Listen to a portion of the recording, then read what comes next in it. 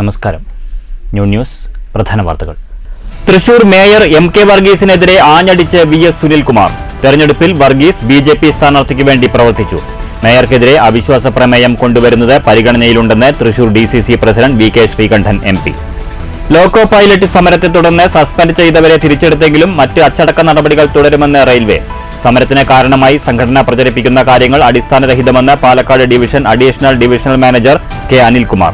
വടക്കൻ കേരളത്തിലെ ട്രെയിനുകളിലെ വൻ തിരക്ക് കുറയ്ക്കാൻ പ്രദേശത്തെ ഓഫീസുകളുടെ പ്രവർത്തന സമയം ക്രമീകരിക്കാനുള്ള സാധ്യത തേടി സർക്കാരിന് ശുപാർശ നൽകിയിട്ടുണ്ടെന്നും ADRM.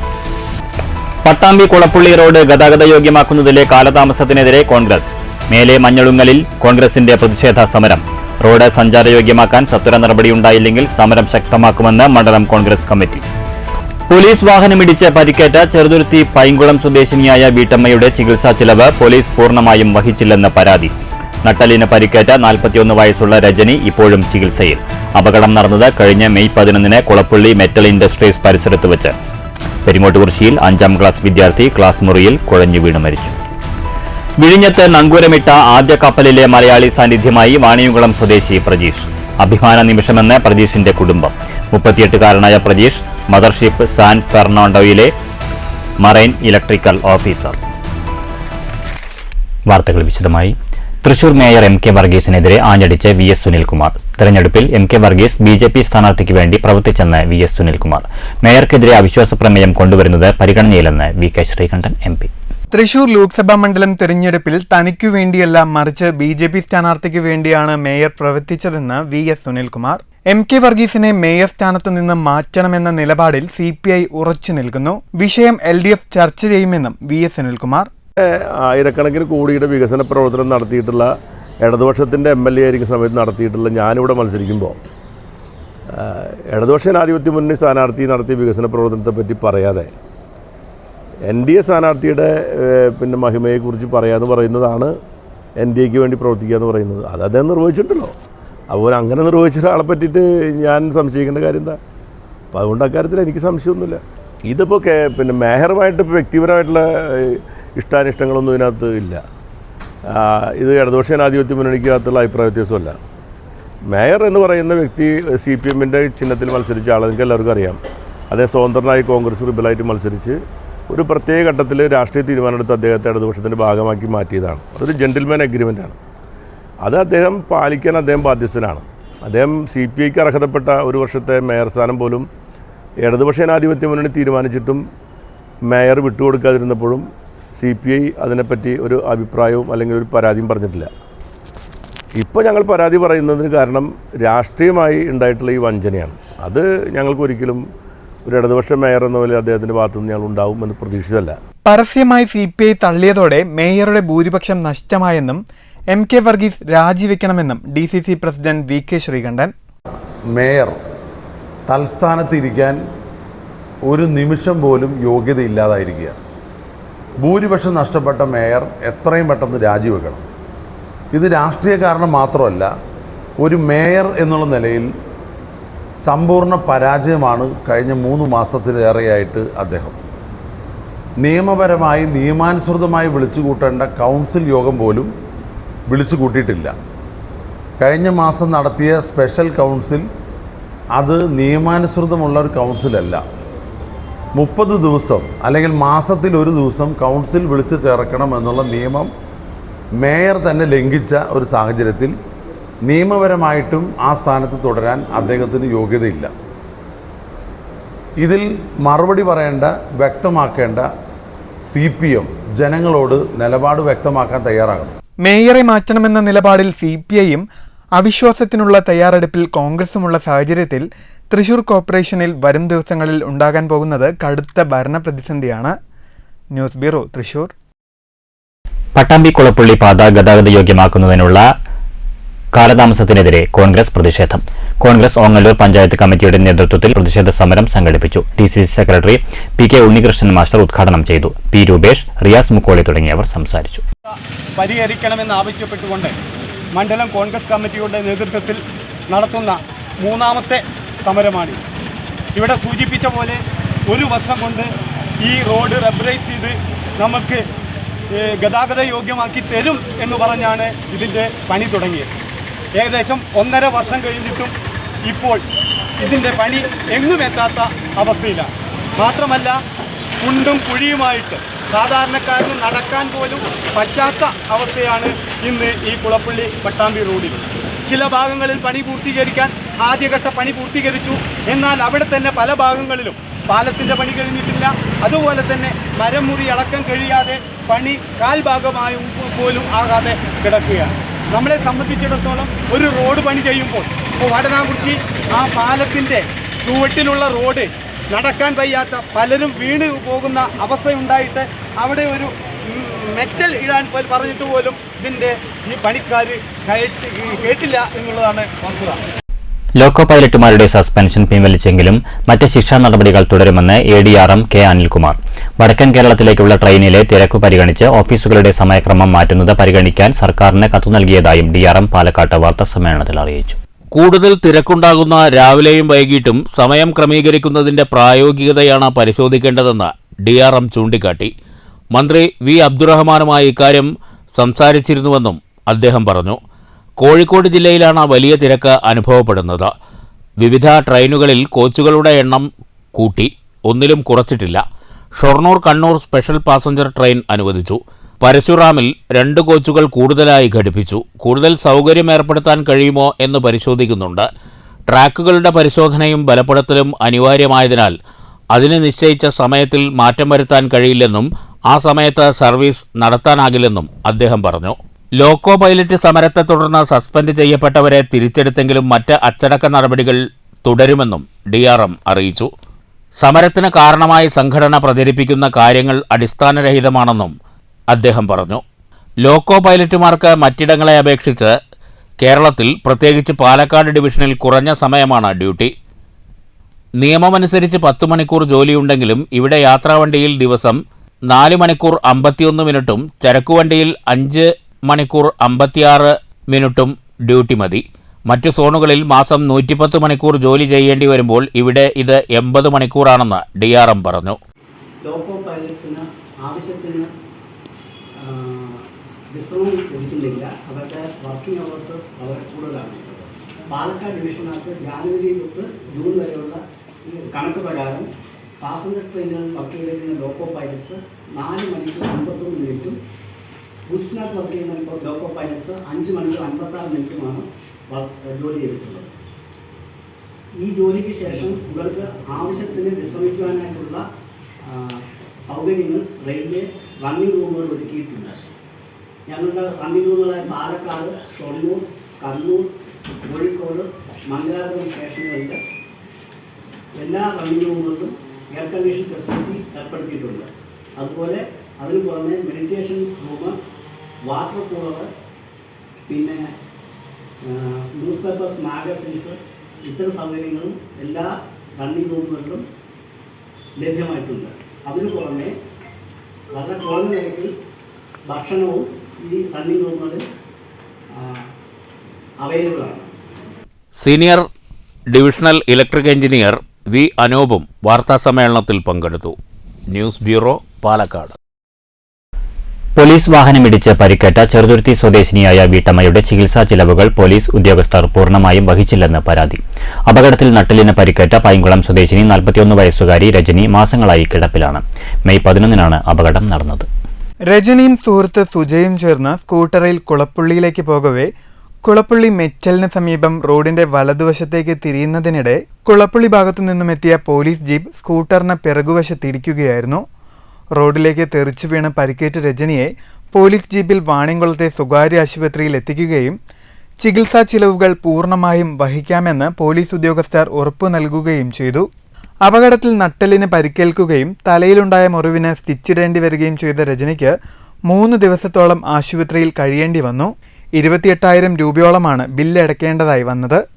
പോലീസ് ഉദ്യോഗസ്ഥർ ചികിത്സാ ചിലവുകൾ വഹിക്കാമെന്ന് ഉറപ്പു നൽകിയതിനാൽ ബിൽ തുക അടയ്ക്കാതെ വീട്ടിലേക്ക് പോവുകയായിരുന്നു. കുറച്ചു ദിവസം കഴിഞ്ഞ് ആശുപത്രി അധികൃതർ വിളിച്ചപ്പോഴാണ് പണം അടച്ചിട്ടില്ലെന്ന് അറിയാൻ സാധിച്ചത്. പോലീസ് ഉദ്യോഗസ്ഥരുമായി സംസാരിച്ചപ്പോൾ പകുതി പണം മാത്രമാണ് തന്നതെന്നും മുഴുവൻ ചികിത്സാ ചെലവും വഹിക്കാമെന്നതിൽ നിന്ന് പോലീസ് ഉദ്യോഗസ്ഥർ പിന്മാറുകയായിരുന്നുവെന്നും രജനി പറഞ്ഞു. ഷൊർണൂർ ഭാഗത്ത് കൊളപ്പുള്ളി മെറ്റലിൻ്റെ ഭാഗത്തെത്തിയപ്പോൾ ഒറ്റപ്പാലം പോലീസ് ജീപ്പ് എതിർ ദിശയിൽ നിന്ന് ഇങ്ങോട്ട് വന്നിട്ട് ഞങ്ങളുടെ ബാക്കിലേക്ക് ഇങ്ങോട്ട് വന്നിടിച്ചു. ഓവർ സ്പീഡിലാണ് ജീപ്പ് വന്നിട്ടുണ്ടായിരുന്നത്. ഇൻഡിക്കേറ്റർ ഇട്ട് രണ്ടു പുറം വണ്ടിയില്ലെന്ന് ഉറപ്പാക്കിയിട്ടാണ് ഞങ്ങൾ വലതുവശത്തുള്ള റോട്ടിലേക്ക് ഇറങ്ങാറുണ്ട്. വണ്ടി ഫ്രണ്ട് വീൽ ഇറങ്ങി ബാക്ക് വീൽ ഒരു ശകരം കൂടിയാണ് ഇറങ്ങാറുള്ളത്. അപ്പോഴാണ് ഡിക്കിയുടെ അവിടെ വന്നിട്ട് ഇങ്ങോട്ട് കുത്തിയത്. ഇടിച്ച വഴിക്ക് ഞാൻ തെറിച്ച് വീണു. എൻ്റെ തലയ്ക്ക് 7 തുന്നലുണ്ടായിരുന്നു. പിന്നെ ഈ നട്ടലിൻ്റെ ഇവിടെ അങ്ങനെ ഒരു ഫ്രാക്ചറും വന്ന് നട്ടലിന് പരിക്ക് പറ്റി. അങ്ങനെ അവരുടെ പോലീസുകാരുടെ ജീപ്പിൽ തന്നെ അതിൽ ഒരു പോലീസുകാരൻ യൂണിഫോമിലെല്ലാം ഉണ്ടായിരുന്നു, ഡ്രൈവർ വണ്ടി ഓടിച്ചിരുന്നത്. പിന്നീടാണ് അറിഞ്ഞത് ഒറ്റപ്പാലം സർക്കിളിലെ വണ്ടിയാണ് എന്നുള്ളത്. അങ്ങനെ അവർ പി കെ ദാസ് ആസ്പത്രി കൊണ്ടുപോയി. അവിടുന്ന് ചികിത്സയ്ക്ക് എല്ലാ ചിലവും അവരുടെ വക തന്നെ തരാം. കേസിനൊന്നും പോകണ്ട, അവരെന്നെ വഹിക്കാൻ പറഞ്ഞു. 2 മണിക്കൂറോളം അവിടെ നിന്നു. അത് കഴിഞ്ഞ് പിന്നെ വിളിക്കാൻ പറഞ്ഞിട്ട് അവർ രണ്ടാളി നമ്പറും തന്നിട്ട് എന്താവശ്യമുണ്ടെങ്കിലും വിളിച്ചോളാൻ പറഞ്ഞ് അവർ പോയി. പിന്നെ ബില്ലടയ്ക്കേണ്ട നേരത്ത് 2 ദിവസം ഹോസ്പിറ്റലിൽ കിടന്നു. ബില്ലടയ്ക്കാൻ നേരത്ത് അവർ പറഞ്ഞു മുഴുവൻ പൈസ അടയ്ക്കാൻ പറ്റില്ല, കുറച്ച് പൈസ അടയ്ക്കുള്ളൂ, അതിനുള്ള പരിക്കൊന്നുമില്ല പറഞ്ഞിട്ട് അവരവിടുന്ന് പോവുകയാണ് ചെയ്തത്. പിന്നെ ഞങ്ങൾ 2 ദിവസത്തിൻ്റെ ഉള്ളിൽ അടച്ചുതരാൻ പറഞ്ഞിട്ട് ഞങ്ങൾ അവിടുന്ന് എഴുതി ഒപ്പിട്ടിട്ട് വീട്ടിലേക്ക് പോന്നു. പിന്നെ 3-4 ദിവസം കഴിഞ്ഞ് ഹോസ്പിറ്റലിൽ നിന്ന് വിളിക്കുകയാണ്, ബില്ലടച്ചിട്ടില്ല, ബില്ലടയ്ക്കാൻ പറഞ്ഞിട്ട് ഞങ്ങൾക്ക് അതിനുള്ള സാമ്പത്തിക ശേഷി ഉണ്ടായിരുന്നില്ല. അപ്പോൾ പലരിൽ നിന്നും കടം വാങ്ങിയിട്ടാണ് അടച്ചത് ബില്ല്. പിന്നെ അവർ അഡ്രസ്സൊന്നുമില്ല. അപ്പോൾ ഇനി തുടർ ചികിത്സയ്ക്ക് എനിക്ക് 6 മാസത്തെ ബെഡ് റെസ്റ്റാണ് പറഞ്ഞിരുന്നത്. ഇനി തുടർ ചികിത്സയ്ക്ക് നല്ല ചിലവ് വരുന്നതാണ്. അപ്പം എൻ്റെ ഭർത്താവ് കൂലിപ്പണിക്കാരനാണ്. ഒറ്റപ്പാലം പോലീസ് സ്റ്റേഷനിലെ സിഐയും യൂണിഫോം ധരിക്കാത്ത മറ്റൊരു ഉദ്യോഗസ്ഥനുമാണ് ജീപ്പിലുണ്ടായിരുന്നതെന്ന് രജനി വ്യക്തമാക്കി. ഇത് സംബന്ധിച്ച് ഷൊർണൂർ പോലീസിന് പരാതി നൽകിയെങ്കിലും നടപടിയായില്ല. കൂലിപ്പണിക്കാരനായ ഭർത്താവ് രാജഗോപാലിന്റെ ഏക വരുമാനത്തിലാണ് കുടുംബം കഴിഞ്ഞുവരുന്നത്. അതിനിടയിൽ രജനിയുടെ ചികിത്സാ ചെലവുകൾക്കായി പണം കണ്ടെത്താനുള്ള ബുദ്ധിമുട്ടിലുമാണ് കുടുംബം. വാഹനാപകടങ്ങൾക്കുള്ള ഇൻഷുറൻസ് തുക പോലും ലഭിച്ചിട്ടില്ലെന്ന് രജനി പറഞ്ഞു. മുഖ്യമന്ത്രിക്കും ഉന്നത പോലീസ് ഉദ്യോഗസ്ഥർക്കും രജനി പരാതി നൽകിയിട്ടുണ്ട്. News bureau, Cheruthuruthy. പെരിങ്ങോട്ടുകുറിശ്ശിയിൽ ക്ലാസ്സിൽ തളർന്നു വീണ വിദ്യാർത്ഥി മരിച്ചു. ആയക്കുറിശ്ശി കമ്പ്രാംകുന്ന് വിനോദ് ബിൻസി ദമ്പതികളുടെ മകൻ 10 വയസ്സുകാരൻ അഭിനവാണ് മരിച്ചത്. പെരിങ്ങോട്ടുകുറിശ്ശി സർക്കാർ ഹൈസ്കൂളിലെ 5ാം ക്ലാസ് വിദ്യാർത്ഥിയായ അഭിനവ് വ്യാഴാഴ്ച ഉച്ചയ്ക്ക് ശേഷമാണ് ക്ലാസ്സിൽ മയങ്ങി വീണത്. ഉടനെ ആശുപത്രിയിൽ എത്തിച്ചെങ്കിലും ജീവൻ രക്ഷിക്കാനായില്ല. കുട്ടിക്ക് ചെറുപ്പത്തിലെ അപസ്മാര രോഗമുണ്ടെന്നും അതാവാം മരണകാരണമെന്നും സംശയിക്കുന്നു. News bureau, Kottayi. National federation of postal employees കുഴൽമന്ദം മേഖലയുടെ നേതൃത്വത്തിൽ കൂട്ട പരിപാടി സംഘടിപ്പിച്ചു. കോട്ടായി പോസ്റ്റ് ഓഫീസ് അങ്കണത്തിൽ സംഘടിപ്പിച്ച പരിപാടി NFPE മഹിളാ സർക്കിൾ കമ്മിറ്റി അംഗം MN ലതാദേവി ഉദ്ഘാടനം ചെയ്തു. സന്തോഷത്തോടെയാണ് നിങ്ങളുടെ മുമ്പിൽ നിൽക്കുന്നത്.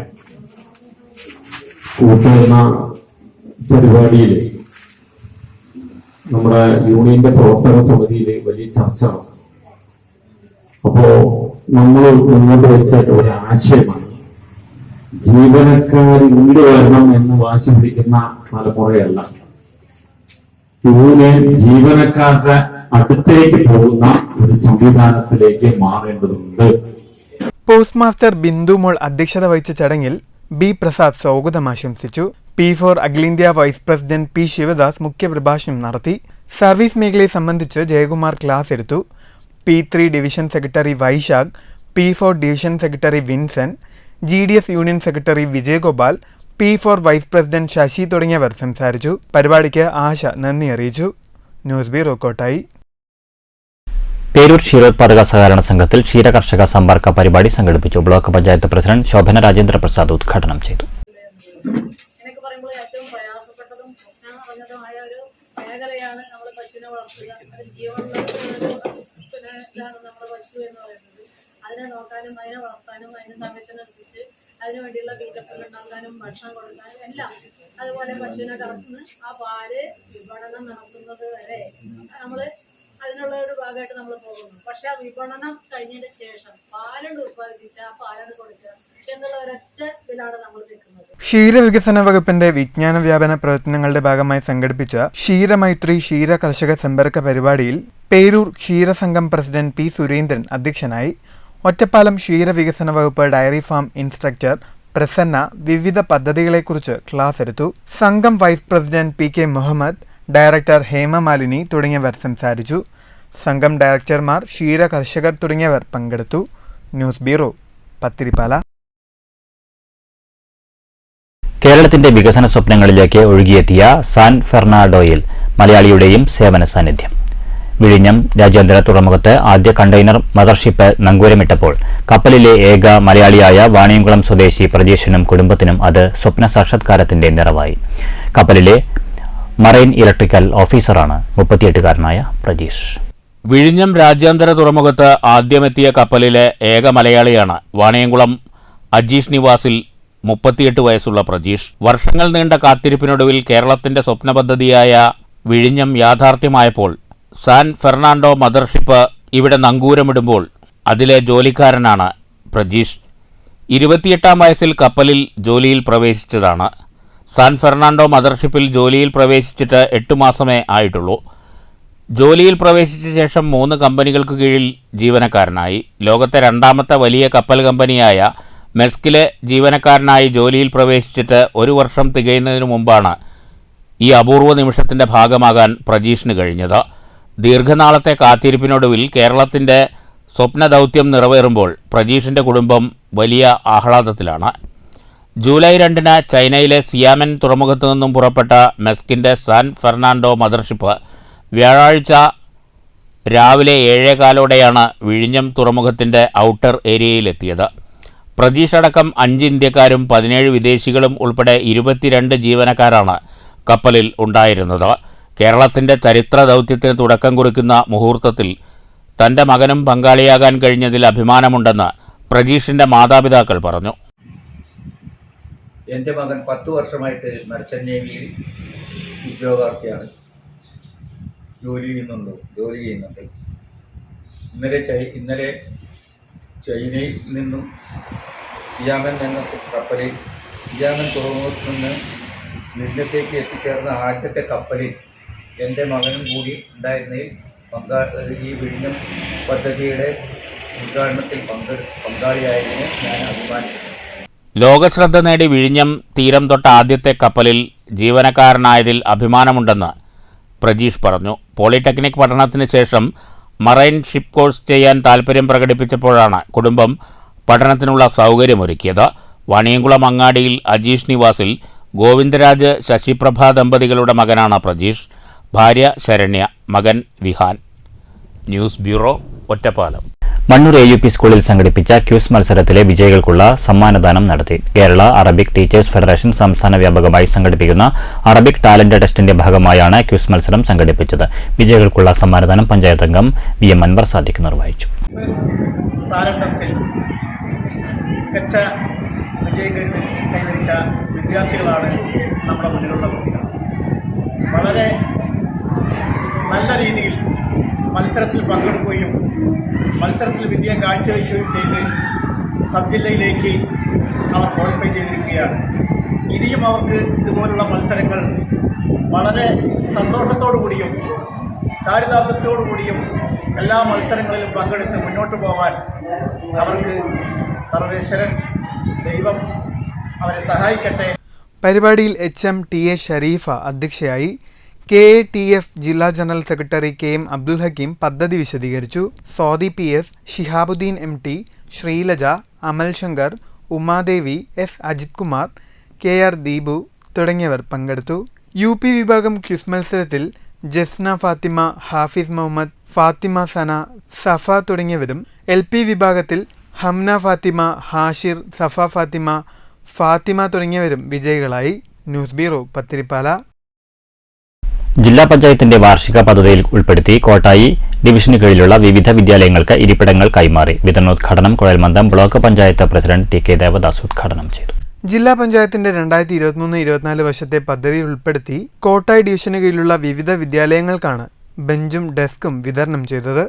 ഓരോ വിദ്യാലയത്തിനും 50 മുതൽ 100 വരെ സെറ്റ് ബെഞ്ചും ഡെസ്കുമാണ് നൽകിയത്. എഞ്ചിനീയറിംഗ് വിഭാഗത്തിനോടും പറഞ്ഞിട്ടുമുണ്ട്.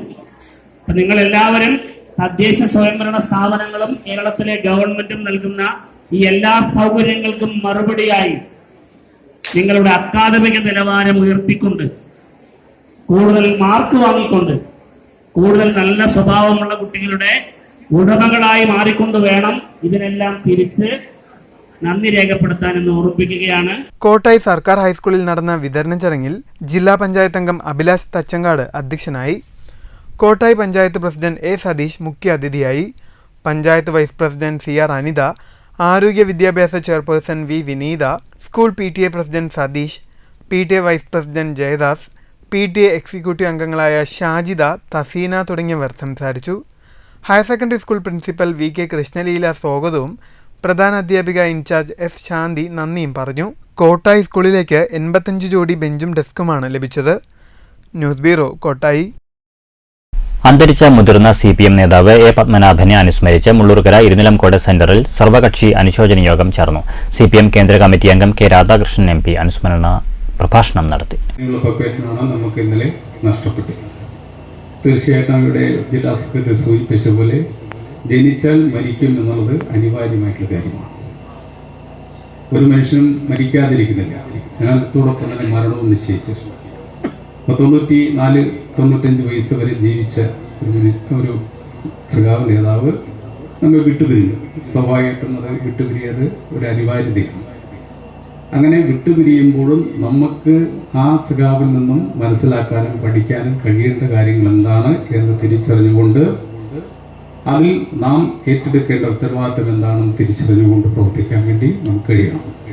അനുശോചന യോഗത്തിൽ CPIM ജില്ലാ സെക്രട്ടറി MM വർഗീസ് അധ്യക്ഷനായി. KSKTU സംസ്ഥാന സെക്രട്ടറി M ചന്ദ്രൻ, MLA മാരായ AC Moideen, Xavier Chittilappally, UR Pradeep, KV Nafeesa, KV Abdul Khader, KB Mohandas, PA Babu, K Nandakumar, Vallathol Nagar area secretary KK Muraleedharan, CPI നേതാവ് A വിജീഷ്, കോൺഗ്രസ് പ്രതിനിധി PV സുലൈമാൻ, മുസ്ലിം ലീഗ് നേതാവ് MP കുഞ്ഞിക്കോയ തങ്ങൾ തുടങ്ങിയവർ സംസാരിച്ചു. News bureau, Cheruthuruthy. പ്രധാന വാർത്തകൾ വീണ്ടും.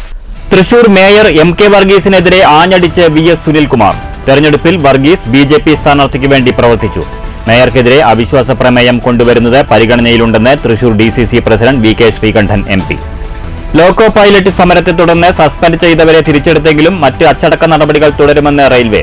സമരത്തിന് കാരണമായി സംഘടന പ്രചരിപ്പിക്കുന്ന കാര്യങ്ങൾ അടിസ്ഥാനരഹിതമെന്ന് Palakkad division additional divisional manager K Anilkumar. വടക്കൻ കേരളത്തിലെ ട്രെയിനുകളിലെ വൻ തിരക്ക് കുറയ്ക്കാൻ പ്രദേശത്തെ ഓഫീസുകളുടെ പ്രവർത്തന സമയം ക്രമീകരിക്കാനുള്ള സാധ്യത തേടി സർക്കാരിന് ശുപാർശ നൽകിയിട്ടുണ്ടെന്നും ADRM. പട്ടാമ്പി കുളപ്പുള്ളി റോഡ് ഗതാഗത യോഗ്യമാക്കുന്നതിലെ കാലതാമസത്തിനെതിരെ കോൺഗ്രസ്. മേലെ മഞ്ഞളുങ്ങലിൽ കോൺഗ്രസിന്റെ പ്രതിഷേധ സമരം. റോഡ് സഞ്ചാരയോഗ്യമാക്കാൻ സത്വര നടപടിയുണ്ടായില്ലെങ്കിൽ സമരം ശക്തമാക്കുമെന്ന് മണ്ഡലം കോൺഗ്രസ് കമ്മിറ്റി. പോലീസ് വാഹനമിടിച്ച് പരിക്കേറ്റ ചെറുതുരുത്തി പൈങ്കുളം സ്വദേശിനിയായ വീട്ടമ്മയുടെ ചികിത്സാ ചിലവ് പോലീസ് പൂർണ്ണമായും വഹിച്ചില്ലെന്ന് പരാതി. നട്ടലിന് പരിക്കേറ്റ 41 വയസ്സുള്ള രജനി ഇപ്പോഴും ചികിത്സയിൽ. അപകടം നടന്നത് കഴിഞ്ഞ മെയ് 11 കുളപ്പുള്ളി മെറ്റൽ ഇൻഡസ്ട്രീസ് പരിസരത്ത് വെച്ച്. പെരിങ്ങോട്ടുകുറിശ്ശിയിൽ 5ാം ക്ലാസ് വിദ്യാർത്ഥി ക്ലാസ് മുറിയിൽ കുഴഞ്ഞു വീണ് മരിച്ചു. വിഴിഞ്ഞത്ത് നങ്കൂരമിട്ട ആദ്യ കപ്പലിലെ മലയാളി സാന്നിധ്യമായി വാണിയംകുളം സ്വദേശി പ്രജീഷ്. അഭിമാന നിമിഷമെന്ന് പ്രജീഷിന്റെ കുടുംബം. 38-കാരനായ പ്രജീഷ് മദർഷിപ്പ് സാൻ ഫെർണാണ്ടോയിലെ മറൈൻ ഇലക്ട്രിക്കൽ ഓഫീസർ. ഈ വാർത്താ ബുള്ളറ്റിൻ സമാപിച്ചു.